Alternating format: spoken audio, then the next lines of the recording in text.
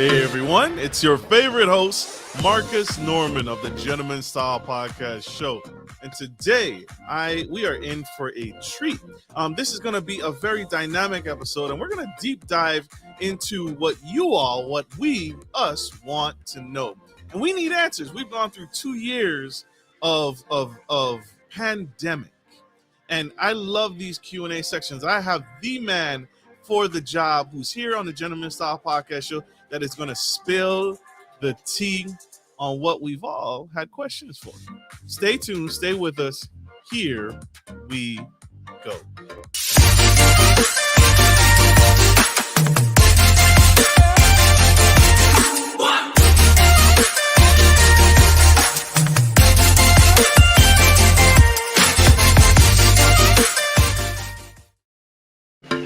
Welcome to the Gentleman Style Podcast Show. If you are just tuning in for the first time, I am your host, Marcus of the Gentleman Style Podcast Show, your favorite gentleman. And today I have with me coming to the stage, Robert Yoho, previously retired doctor, MD.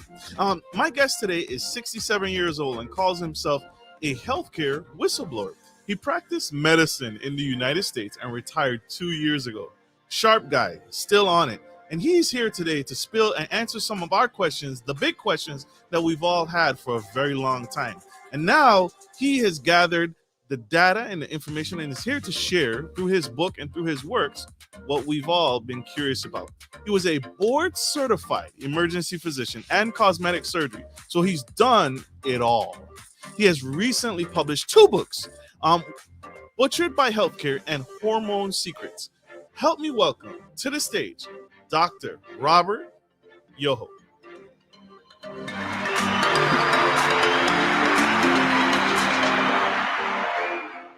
Welcome, Doctor. How are you?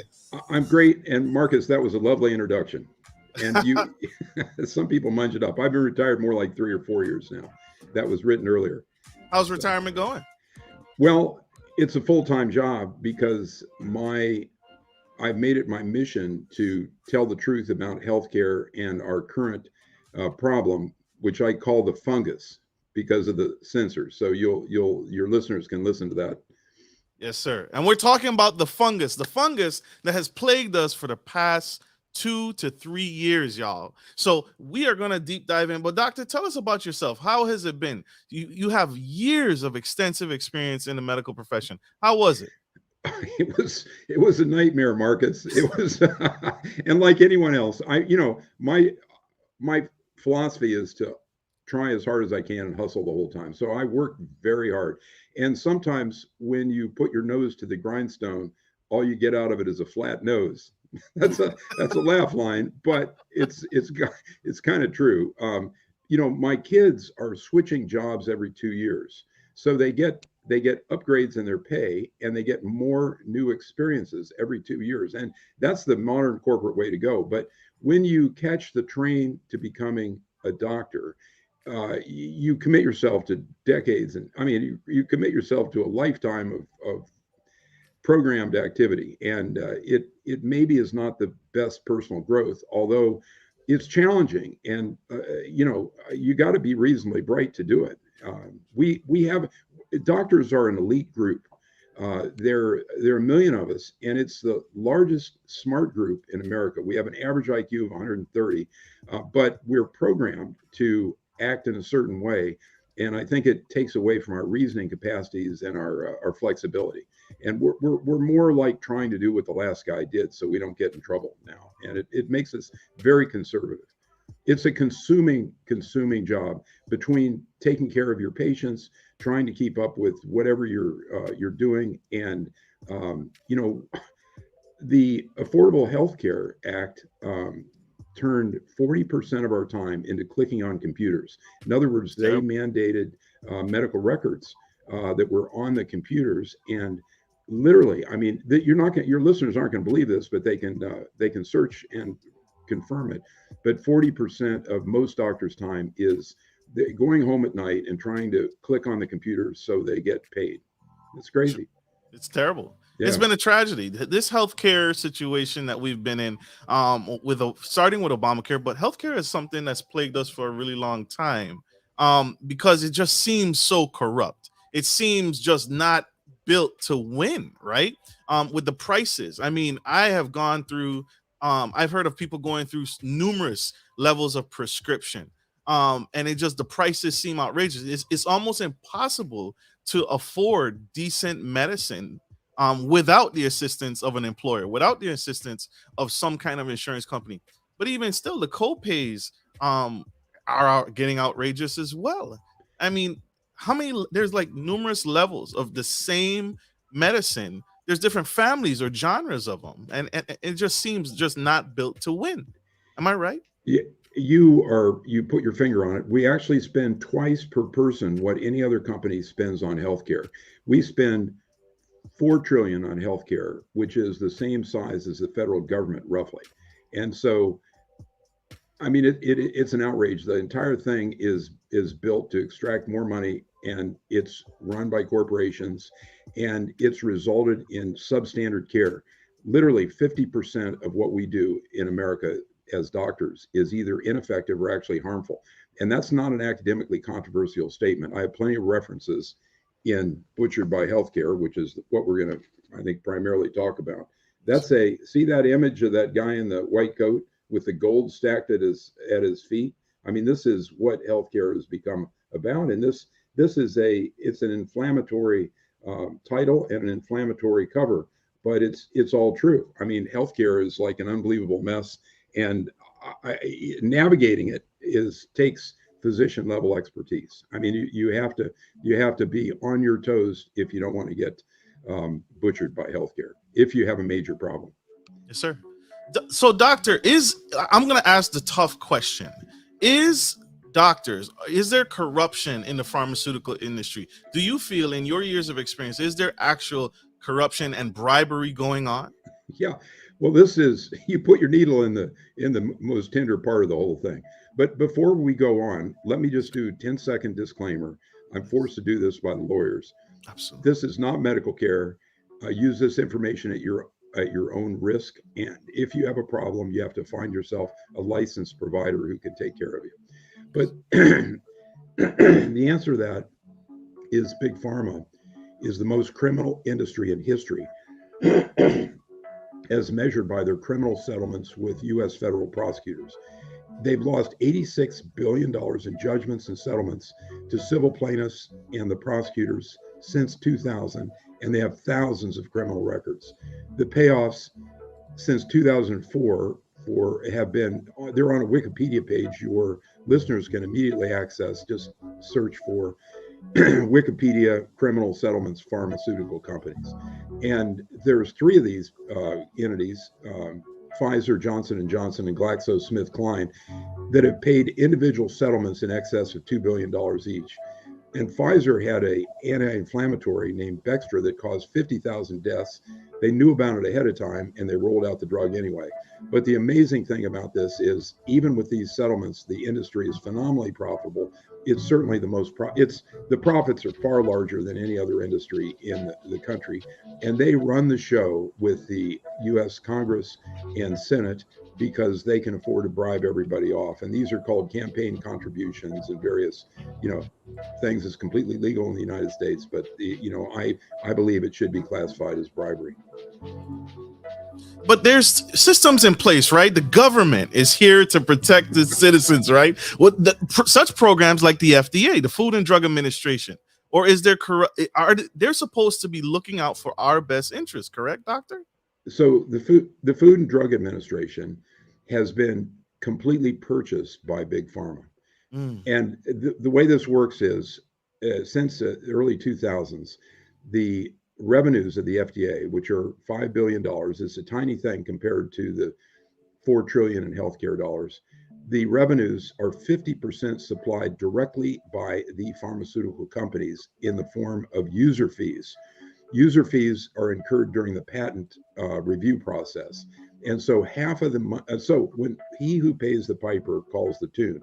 And we must regard the FDA, which is the regulatory agency of both our food and our drugs, as wholly in the pockets of these companies, and essentially a branch of the marketing department.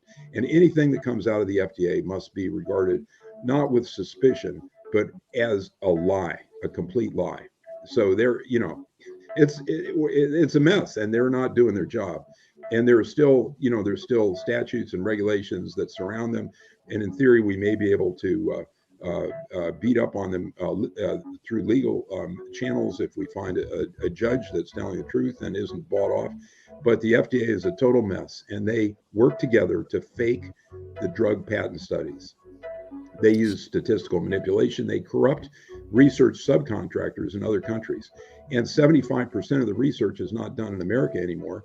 And my fantasy about some of these subcontractors is that they are a kid with a baseball cap in a basement in Pakistan turning out a fake, fully faked studies. I'm sure that's not completely true, but it's the image I always talk about. And so Peter Gertcha, who was one of the founders of Cochrane, he wrote, the pervasive scientific misconduct has led to a research literature where one has to dig deeply among the few gems to find the few gems among all the garbage. And one other proof of this thing is the British Medical Journal, which is sort of the last medical journal that's any good. They had an editorial title last year in July, "Time to Assume that Health Research is Fraudulent Until Proven Otherwise." So you can't believe a word you read in the medical journals. I mean, it's just a mess. They're all prostitutes. Their editors are paid hundreds of thousands of dollars each year by the medical industry, and corporate ghostwriters fabricate more than half of all drug studies and even some textbooks. This is painful. This is groundbreaking. Doctors, brutal. It's brutal. It's terrible. And we've been living under this fog for years. Doctor, I want to ask the hard question. In your opinion, and this is not medical advice for the safety of my guests, but in your opinion, does the vaccine cure COVID? Does it actually The Jabberwocky, you mean? The Jabberwocky, forgive me. The Jabberwocky. Does the fungus, the Jabberwocky actually work in dealing with the epidemic? Well, the Jabberwocky has been an unmitigated disaster, and we have had to study it post-marketing. See, we have release of documents from the major company that foisted this thing on us, and it's now clear. Excuse me. It's now clear that they knew what a disaster it was from the start, and because of their the mitigation of their liability through a law that was passed in the late 1990s, they don't have to worry about doing anything. They can lie, cheat, and steal and kill people. But they understood how bad this thing was from the start, and they understood the fatalities. In the first 3 months, there were around 1,500 fatalities. Now, any ordinary Jabberwocky gets taken down if there are 50 fatalities. But this thing, there are probably a couple 100,000 fatalities in the United States, and I'll develop the lines of evidence for that in a moment. But they knew after 3 months this thing was a disaster, and it should have been taken down the first 2 weeks, because 50 fatalities certainly occurred during that time. So we have a number of lines of evidence that tell us how bad this thing is, and one of the lines of evidence is we have a database that is a voluntary reporting database called the VAERS, and that thing has proven that there are now 26,000 and counting fatalities. But the problem with that database is that it's underreported, and some of the people say it's underreported by a factor of 100. Now, probably not for fatalities, because you can count the bodies, right? But it's certainly underreported by a factor of 10 to 20. So multiply 10 to 20 by 26,000. That's how many Jabberwocky related deaths there have been in the US, right? Now, worse, there's two other lines of evidence that are quite robust. And one is that we have the military whistleblowers through Senator Johnson, and they have a complete database of what's happened to the military. And neurological diseases, for example, have gone up by, I think it's 20 times. I mean, it's an unbelievable scene. And a lot of people have dropped dead, and these are very young people. Obviously, they're military age people, and all these other diseases have been. But the most suggestive information we have is the insurance company data. Now, these are data with millions of people in it, and the insurance company is documenting that Americans and people from other parts of the world are dropping dead at a rate that's 140. It's 40% more than prior. And for the millennials, and I think you're a millennial, the drop dead rate is 84% greater than before. Now, these are not figures that can be contested. But it all happened right as this toxic thing was rolled out. It didn't happen in 2020. It happened in 2021 and is still continuing into 2022. 40%. Now, they call this, the chance of this happening by chance alone they're zero. They're 1 in a million or 1 in 10 million or something like that. They call it a 6 sigma impossibility that this would happen by chance alone. So we are dying, and it is happening, and the insurance companies are documenting it, and it's precisely in the same time frame that this new medication was introduced. Robert, we have a question from our audience. Thank you for breaking that down so delicately and explaining that for us and that we needed to hear. We have a question from our audience. What advice would you give the employees or young woman, young man out there whose company or employer I get it. Okay, I get requires it. Yeah, yes, requires it. Yeah. So my advice is, after what I've read and what I understand, and I work on this full time, and I watch the propaganda that's being foisted on us, and I realize that plenty of people have made it through, and my own kids have been exposed to this risk. But from what I know, I think the problems, and in fact, the long-term problems are unknown. We can't say that you're gonna die if you 5 years from now, because that's something we've never seen before. But that's possible. There are suggestions of long-term infertility and other problems. So, I mean, I got to tell you, if you have children who are being subjected to some sort of mandate, my advice is homeschool or leave the state. And if you have some sort of jackass employers that are going along with this, my advice is quit your job. It's time to get a new job anyway. And there are endless possibilities out there. You're never locked in. And I would not subject myself or my kids to this under any circumstances. There are just too many opportunities. We don't live in Australia, and we don't live in Canada. In Canada, it's almost impossible to avoid. You can't even leave the country and come back in without having your QR code or whatever it is that documents it. But I think it's just too risky. I'm not saying the ones that have already gotten it are in terrible trouble. My personal opinion is that if you've made it through the first 12 to 18 months, you're probably cool. You're without a significant problem. You're probably okay. But we just don't know. And there are suggestions that this thing has long-term issues that may be associated with it. But it hasn't been around but a year and a half now, less than that. We are going to go to a quick commercial break. Don't go anywhere. Stay tuned. Stay with us. We'll be right back. You guys stay tuned for Robert Yoho. We'll be right back. If you're looking for a reliable professional trucking and logistics service, you've come to the right place. Musa Trucking is a veteran-owned and operated premier transportation provider that can help with all of your trucking and logistics needs.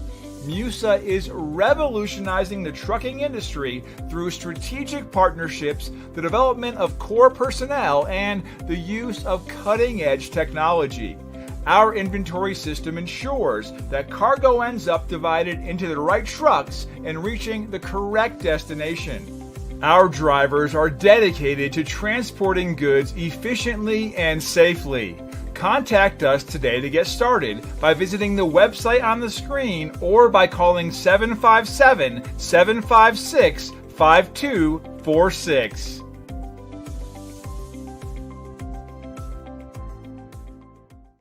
Good day, podcast listeners. This is your boy, Marcus Norman of Gentleman Style Podcast Show. I wanted to let you guys know that we will be rolling out a new feature and adding a join sponsor button next to the subscriber button here at the bottom of your screen. Once you click the button, it will display 3 membership levels. Gentleman Gentry, which is our entry level, Duke Duchess, which is our season level, and the Emperor and Empress, which is our most sophisticated level, which you will receive unique perks and benefits at each differing level and gain access to our community tab. We will also be sharing polls, upcoming events, and interviews, as well as receive feedback from our sponsors directly. Your support helps me find new and exciting guests to bring to the stage live. Well, in order to get the higher end speakers, it requires, you guessed it, money. So thank you for tuning in to my channel. And if becoming a sponsor sounds good to you, then select the join button below and choose your desired sponsor level. Let's continue to grow and serve the future of generations of men and women to come. Love you guys. Bye.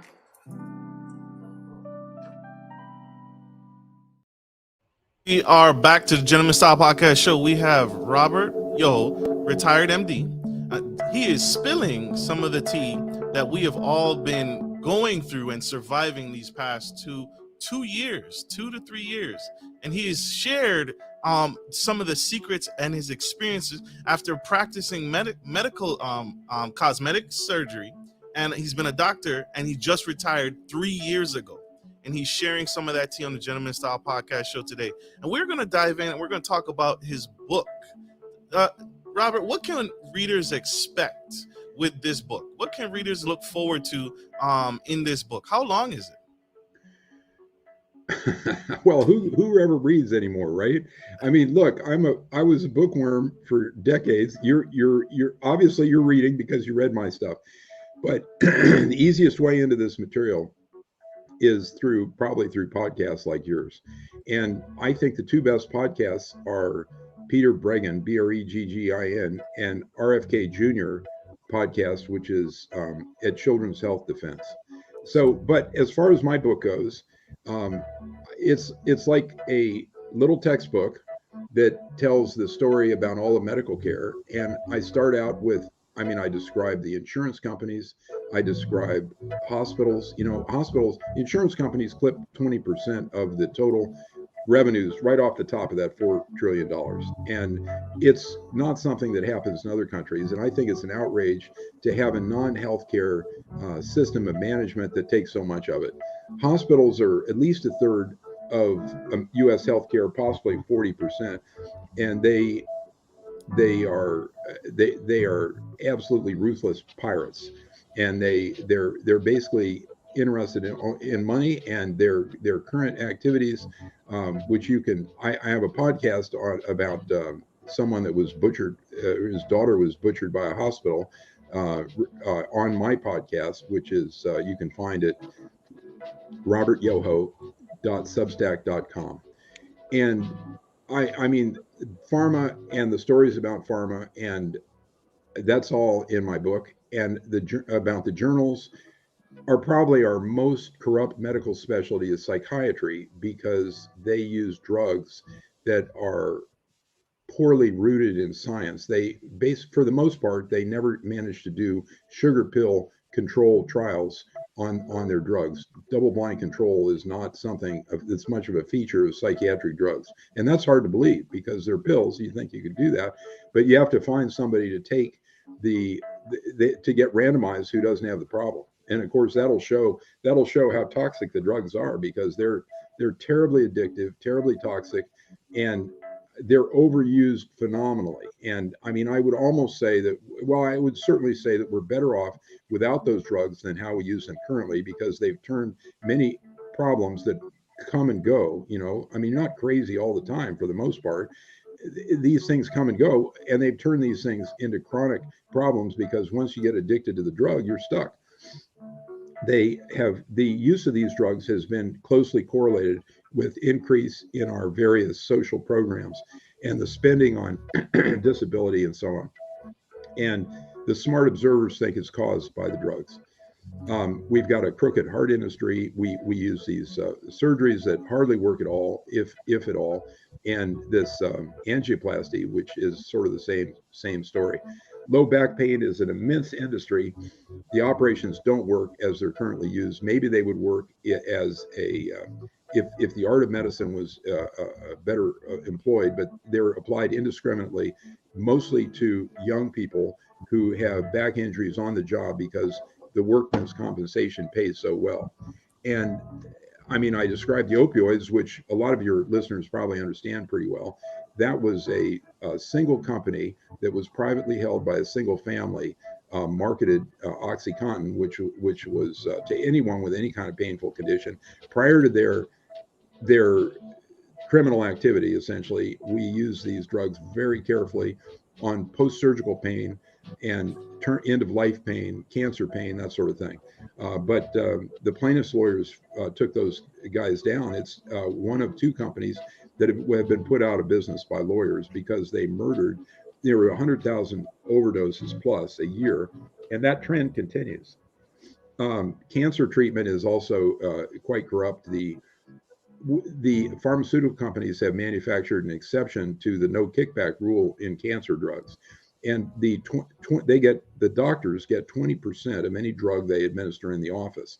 So the ambition of these oncologists has become to fill a room with Barca loungers, recliners, and put cancer patients in every one and have them getting their treatments 7 days a week. And it's like a huge pharmaceutical farm.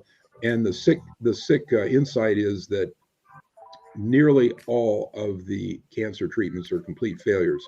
They measure the published success of a cancer treatment is 2 months of extended life. They only have about 6 or 8 diseases that they can treat effectively or have a potential to treat effectively. So if Marcus, if you and I were doctors and you told me, here, I invented this drug, sell it, and I'll give you 20%. That's called capping. It's a federal felony, and we could be put in jail.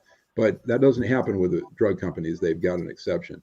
The amphetamines have been just a tragedy. I mean, we're now diagnosing ADHD for adults as well as children. This stuff has been known to be highly addictive, highly toxic for 50 to 75 years. I mean, the Japanese used these drugs in World War II to get the kamikaze pilots to run into our ships. And there's animal studies that show brain shrinkage if you use a lot of amphetamines. And then we're doing all these useless screening programs. The mammograms are a net failure when used as a screening or with somebody without symptoms, without lumps. We'd be better off if we only evaluated women who found lumps themselves and didn't make such a BFD of the whole thing. It's enormously expensive. The procedure is slightly risky, and the math just doesn't work. And the same thing with sticking that long scope up your backside for colon cancer, right? That whole thing as a screening procedure or looking at people who don't have any problems has been a mathematical failure because yeah. Really? Sorry. So I'm just ranting. I'm sorry. No, you're fine. I mean, that's terrible. Yeah. It's such an invasive procedure. Yeah. Well, it doesn't sound so good to me. The urologists like to stick their finger up your backside, and that doesn't work either because what they do is they check the blood for a blood test called PSA for prostate cancer. And when it's high, they do these painful biopsies up your backside. And then if the cancer is seen, frequently they recommend this horrible surgery called a radical prostatectomy, which it must create a quarter of the people get completely impotent the rest of their lives, and another quarter are peeing themselves all the rest of their lives and have to wear diapers. I don't know whether you've seen those ads for Depends diapers with a rough-looking 55-year-old men. That's who they're advertising to. They're advertising to the massive number of men who've been butchered by this surgery. And it's after with now, look, I'm not a urologist, I'm not a mathematician, but my simple analysis based on completely, this is all completely, it's not original material. This is reports of all the healthcare whistleblowers that I could find, 500 references. I don't think that surgery is ever justified, but maybe if it was used with the art of medicine rather than being applied almost indiscriminately like it is now, maybe it would make sense. But the other thing about it is it shortens your penis by about an inch. Now, maybe you've got an extra, but I don't. I wouldn't do it just for that reason. I'm making a joke. A joke. But you know about endoscopic knee surgery for knee arthritis. That, where they stick a scope in the knee and clean it up and nip it. That's a total failure. That has been studied using sham control surgeries. In other words, they make a little incision, pretend to do the operation, put you under anesthesia, and the other half the patients, they do the actual. It doesn't work. It's been totally debunked. The orthopedists, if you ask them about those studies, they know all about it. But it's still a $5 billion industry to this day. I had arthroscopic knee surgery for a sports injury. The whole point of the surgery was to be, same day surgery, right? That's the selling point. You're supposed to be able to get in, get the surgery, get your knee repaired, and then walk out the same day without very little physical therapy. That was the appeal of it. And the attraction to it is like it's very evasive, small incisions here and there, no major scarring. That was the whole appeal, but it was a debacle because I ended up going from a day, a couple hour surgery to a 2-week event. It was terrible. Well, and I still had 6 months of physical therapy. They they took some of the padding out of your knee, and it does not regenerate. It never recovers, and in all likelihood, you're going to have a worse long-term result than if you'd never had the surgery and just put up with it. If you'd read those studies, and any of your listeners can look for sham surgery endoscopic knee studies, and you can find those things. There's 2 of them, and it absolutely proves with the strongest kind of medical evidence, which is a fake surgery study, that surgery is a complete failure. Now, there again, in the art of medicine, maybe there's a time, for example, if your knee is locking, that you need some sort of endoscopic knee surgery, but you're better off overall in most cases to be patient with the whole thing, let your knee crackle a little bit and be a little sore, take your anti-inflammatories and so on and so forth. That's huge. This is huge. Oh my gosh. Now, there are successful surgeries. Okay. The hip replacements, I think it was voted the best surgery of the last century, right? It really works well if you need it, if your hip is truly beat up and you have to have it. And I'm headed up to get a shoulder replacement. That's not as good, but it's not, my shoulder is bone on bone, and I want to continue to be active, lift weights and all that stuff. And, sometimes when you're 68, you're kind of out of luck. You got to take these risks. The knees are pretty good. The hips are very good. But a lot of surgery is done for really thin indications. And monetary gain. Of course. Mr. Robert, what can you recommend? Are there any natural remedies that we can take because of the Jabberwocky? Instead of taking the Jabberwocky, we can take this thing. Are there any things that you can share? Absolutely. Now, if you're concerned about the fungus itself, right, which shouldn't be a concern now because a minor variant has swept around the world and basically immunized us all. And you have to understand that this is, some people claim they've gotten it more than once, but if you had it once, you're not going to get a severe variant again. So, and obviously kids should never get this thing. They should never get the Jabberwocky because it kills far more of them than the fungus, right? Pregnant women are a special category. They should never be mistreated. And there are some studies that show 85% of their babies die after the Jabberwocky, right? And so this thing is, if you have no symptoms, you cannot spread the virus. It does not teleport, right? So those are the basics of the background. Are there any opportunities for us to seek care? Are there any specialists in the field that we can trust? There's several groups that will treat you online, and this is one of the great things in the modern era. We can access consultations in other states, and these people are not expensive. And if you have the fungus or think you're getting the fungus, or you've got it documented with a test, you can call the Frontline Critical Care Alliance. We can leave a link in the show notes, and the AAPS, the American Academy of Physicians and Surgeons, they have a protocol that you can learn about. And there's several other ones. America's Frontline Doctors is very good. They have legal advice. But as far as supplements go, push your vitamin D, try to get your levels up near 100, and start out with 5,000 international units if you're under 200 pounds, and 10,000 if you're over, right? And then you may need more than that. A lot of people need more than that. You can get your own levels tested by going on lifeextension.com, and they will set it up to have your blood tested at a local blood lab. And so get your vitamin D levels up, and you may have to take more than I mentioned to do that. It doesn't change rapidly. You can test it every month or two. Zinc is very critically important for any viral illness, and the doses are 50 to 100 milligrams. 100 milligrams for the first few days after you're symptomatic. Quercetin, Quercetin, is some sort of material that drives the zinc into the cells and helps. And zinc, of course, is well known to treat viral illnesses. You can find it at every health food store, and it's around. So those are over-the-counter treatments that you can start with. And the real tragedy of this disease is the suppression through propaganda of treatments that work. And the prescription drugs that work have been used by billions of people around the world. And you can find out about that on the AAPS website. And you can go to my material to read more if you want to get a little deeper into the material.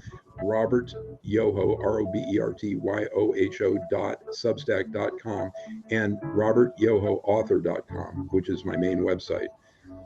So anyway, it's kind of a horror show. I thought the worst thing was the suppression of therapies. And you guys have heard this thing about the horse medicine. Everybody has. And this is one of Big Pharma's typical strategies, is to create a bunch of fake stories. And thousands of stories were created about this horse thing. And it was, frankly, horse, SHIT, what they said, So I thought the worst thing was the concealment of these therapies, because what really red-pilled me was I found out that 85% of the fatalities could have been prevented by the use of these inexpensive medications and even supplements. But instead, the companies provided a string of propaganda, and they completely dominate.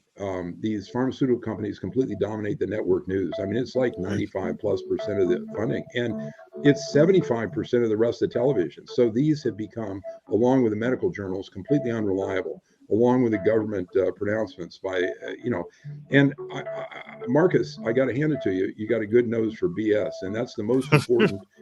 That's the most important thing to get the best results. I have a confession. I have a confession to make. I have not taken the test. I have not taken any of these.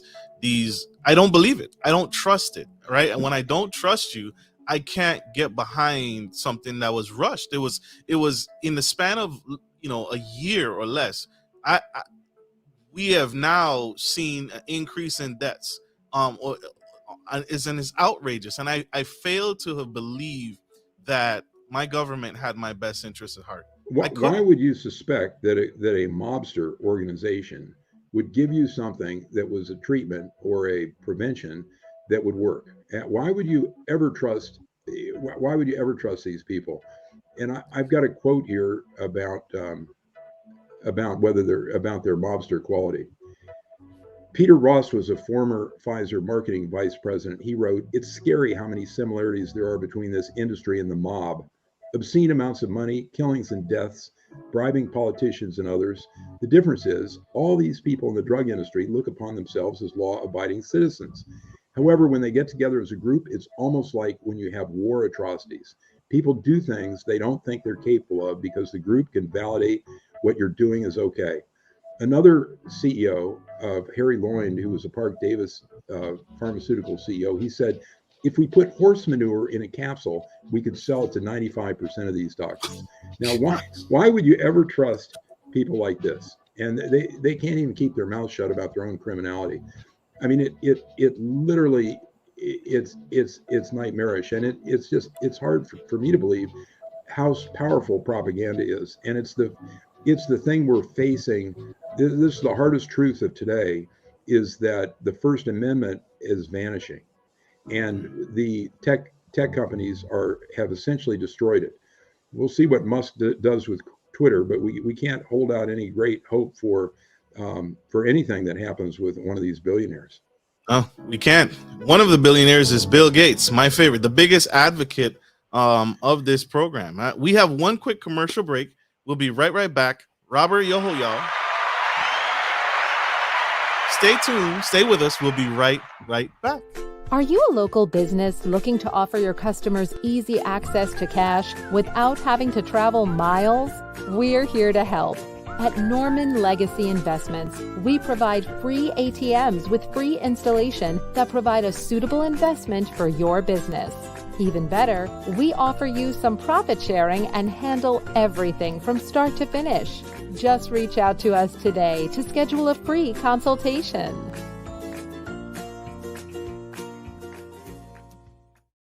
Support for Gentleman Style Podcast is brought to you by Manscaped, who is the best in men's below-the-waist grooming champions of the world. Manscaped offers you precision engineering tools for your family jewels. Manscaped just launched their 4th generation trimmer, the Lawnmower 4.0. You heard that right, the 4.0.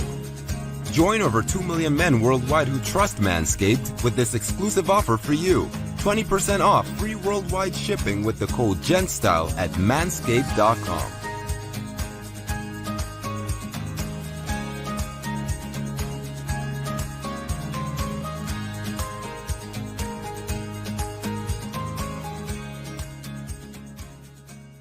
I'm Marcus Norman, bringing fresh vibes to hot topics surrounding culture, relationships, business, finance, sex, dating, faith, and everything in between.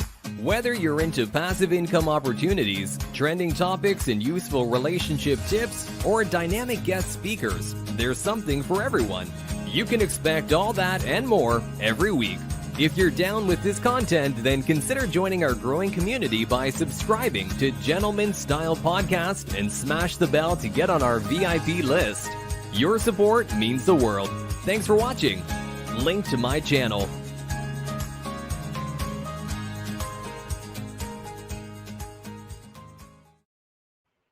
We are back to the Gentleman Style Podcast show. We have Robert Yoho, retired MD, and he is spilling the tea and debunking a lot of the myths and stimulating our cortex here, right? Our minds. We have been lied to for the past 75 years about the industries that and the government that's supposed to have our best interests at heart.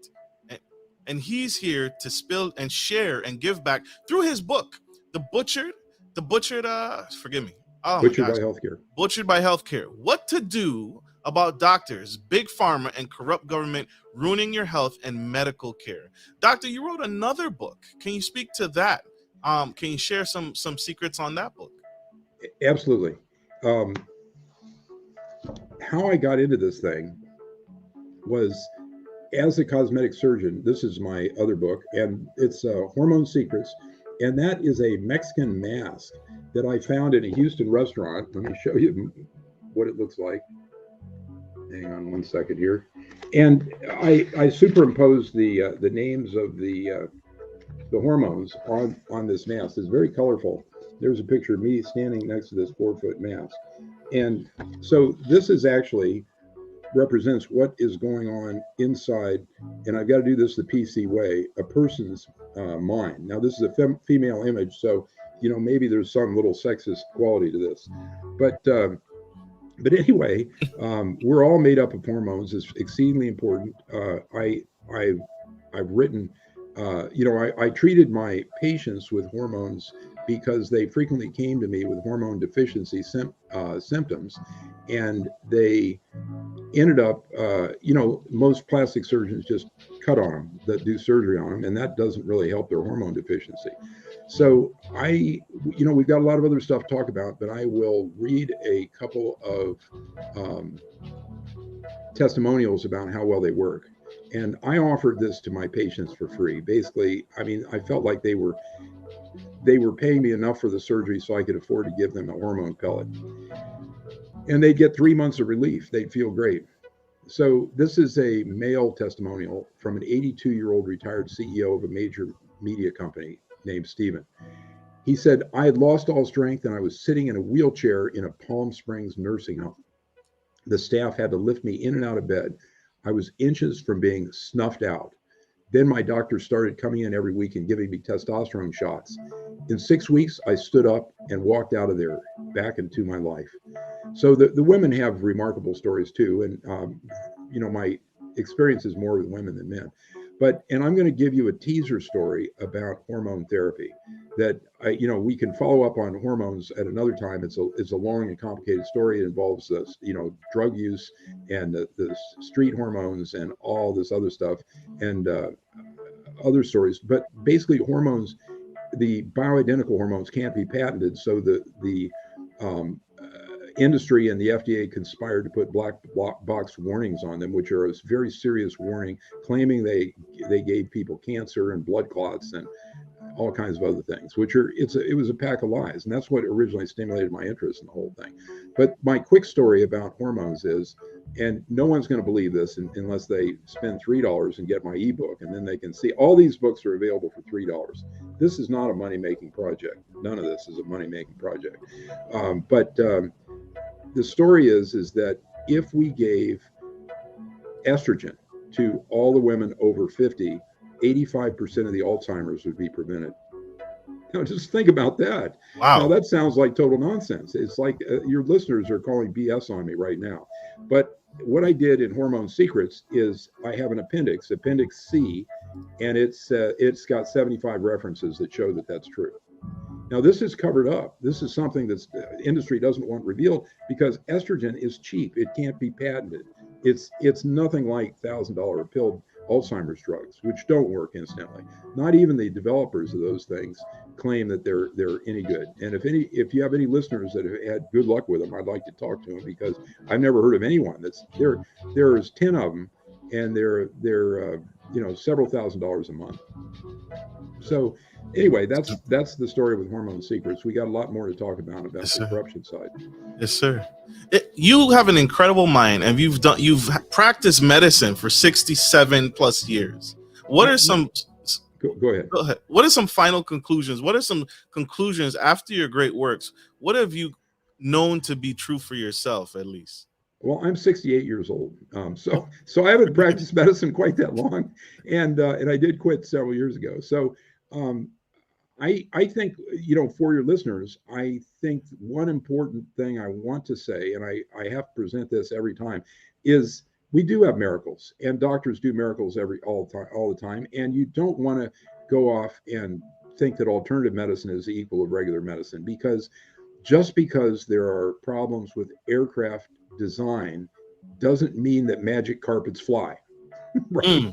Right. So there's a lot of magic carpets out there that are nonsense, but there are also many cures and many treatments that have been suppressed by medical industry, which is only interested in the patented drugs because it's so much more powerful.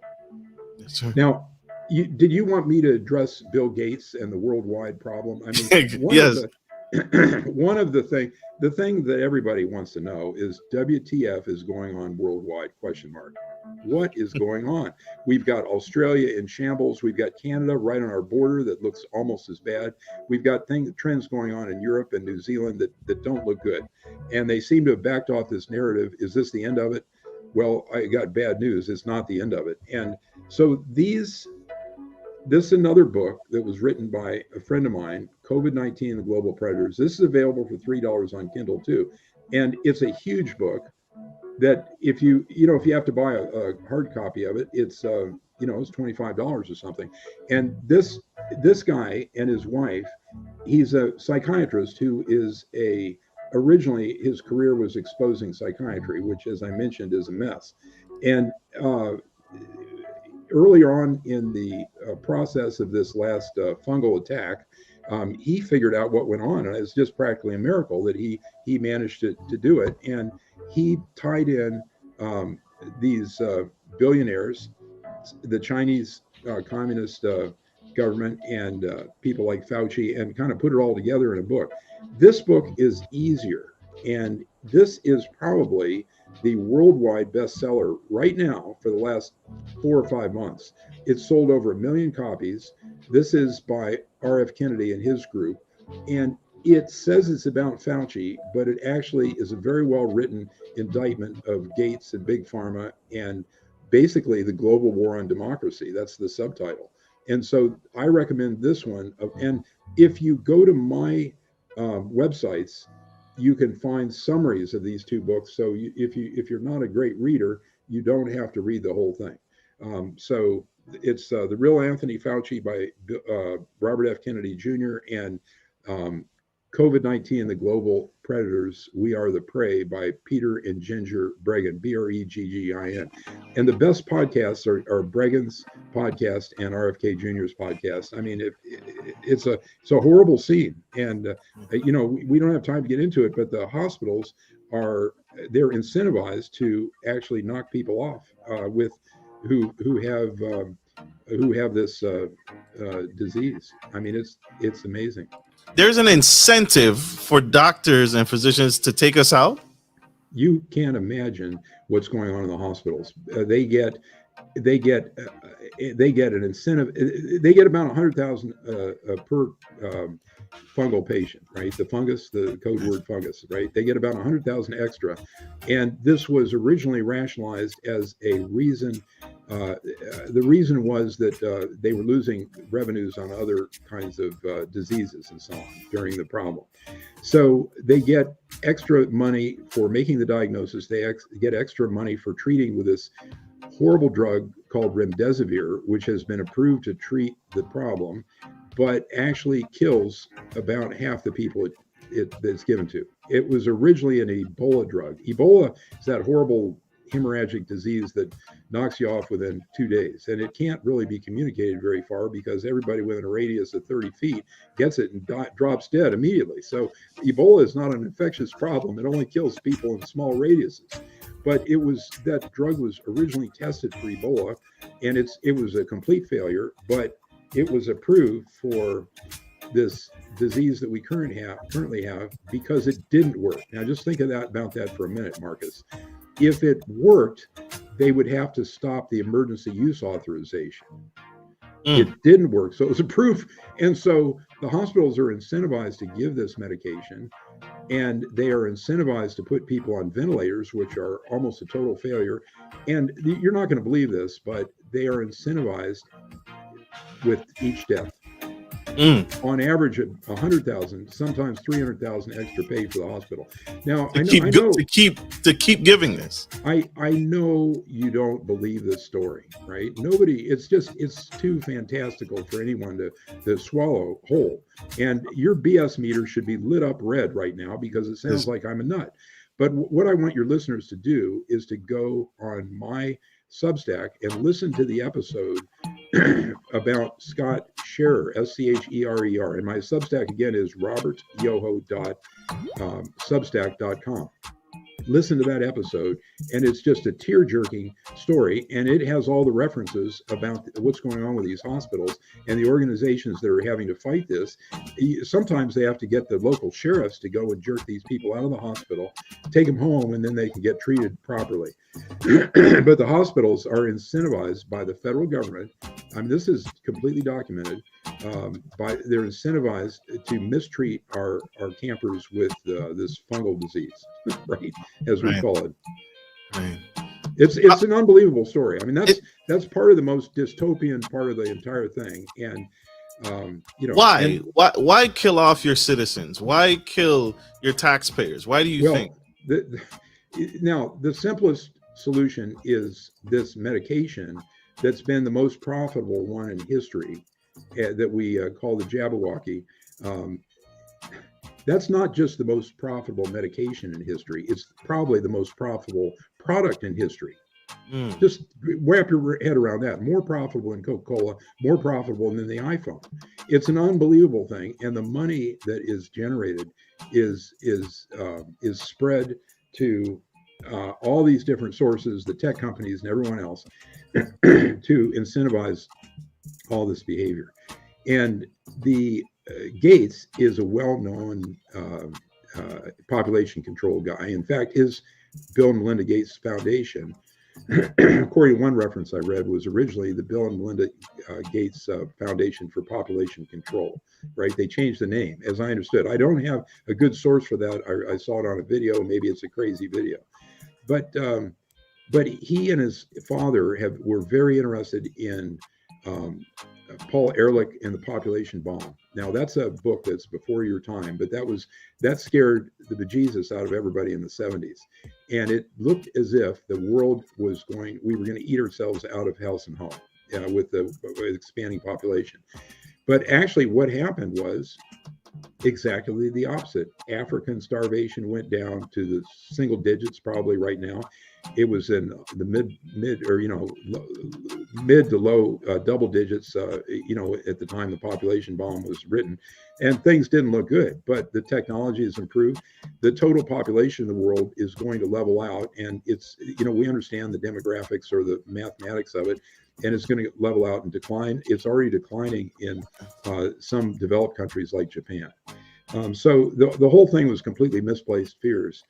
But Gates is essentially a eugenicist, and he has slipped many times and talked about his vision for population control. And obviously, this thing that has been rolled out and developed, and the censorship around it, it has killed a lot of people, and we don't know how bad it's going to get. But my suspicion is, if you make it 18 months, you're cool. But nobody knows. Yeah. We've never seen anything like this before. Yeah, it's brand new. Mr. Yoho, sir, what are there any final thoughts you would want to leave to our audience? Any questions that I missed that I should have asked you that you'd like to leave with my audience? The young man, the young boy out in the audience who needs to know this is important. Well, there are some good things that have developed in the last 2 years. And the first good thing is you can see most any doctor you want. If you have an oddball condition, you can teleport to Harvard or Stanford or wherever you want and see them on Skype or whatever they permit. And, if you can afford a few $100s or a few $1,000s, you can get a second opinion. So that's been a big important thing. The second thing that's really good is we have patient advocacy groups. And while these are sponsored by Big Pharma, they often contain idealistic people who are willing to spend their time telling you what's up with a given disease or problem and educating you, and sometimes suggesting when your doctors are doing it wrong. So you can get good medical care anywhere in the United States, but sometimes you need guidance from a major medical center to tell your doctor, and all they have to do is write a letter to your doctor telling him what to do, and they have to do it, or they'll get sued if anything untoward happens. So those are two positive notes. The last thing is you have to develop your own sense of skepticism, and I admire yours, Marcus. My wife is Black, and she says that Black people are very skeptical because they've been lied to over and over again. And Nietzsche said, right? He said that I'm not disappointed that you lied to me. I'm disappointed that I can never trust you again. So that's my philosophy, and I'm sure it's yours. It is. Mr. Robert, how can my audience connect with you? How can we learn more? How can we continue to be skeptical? Well, all these books that I put forth are $3 on Kindle. And so if you can figure out how to read on Kindle, it's very easy. Just download the app and download Kindle. And I'm no great fan of Amazon. They're a global predator too. But my podcasts and my platform is at robertyohoauthor.com and at robertyoho.substack.com. And that's where you can listen to some of these things and judge for yourself from the credibility. The thing I like about podcasts is you guys, we can judge your credibility from your manner and your speech. It's not like reading something that's sort of dry and not as clear. But you can judge the credibility of my podcast by listening to my guests. Yes, sir. Yes, sir. Thank you all. Thank you, Doctor, for Mr. Robert, for giving back in this way. This has been a tremendous episode, and this has been impactful and insightful, and it helps us learn that we weren't just alone. We weren't alone. We weren't crazy in what we were thinking, that it actually was fraud, and it was meant to hurt us. And now we know better, and now we can move better and move forward in a better direction. So I thank you, sir. You're so welcome, Marcus. It's been a pleasure. It's been an absolute pleasure. And I thank you all for tuning in to the Gentleman Style Podcast Show. I hope this has been helpful. I'm going to put the website back on a page. I hope this has been helpful, and I hope this has been invaluable. It's absolutely made me feel not necessarily safer, but it's given me hope that I'm not alone and that we can get through this if we can continue to connect with honest people like Mr. Robert and his team who are doing God's work and giving back and sharing the information so that we can make it together. And we don't have to rely on our government. We don't have to rely on Big Pharma and all these other predators to take care of us. We are very capable of taking care of ourselves like we've always have. So thank you. I hope this message has been helpful. I hope it's been impactful. Like I always end every show. Take care of your friends, take care of your family, and always take care of business. This is Marcus Norman, your favorite gentleman, Gentleman Style Podcast Show, and retired MD Robert Yoho signing off. Love you guys. Bye.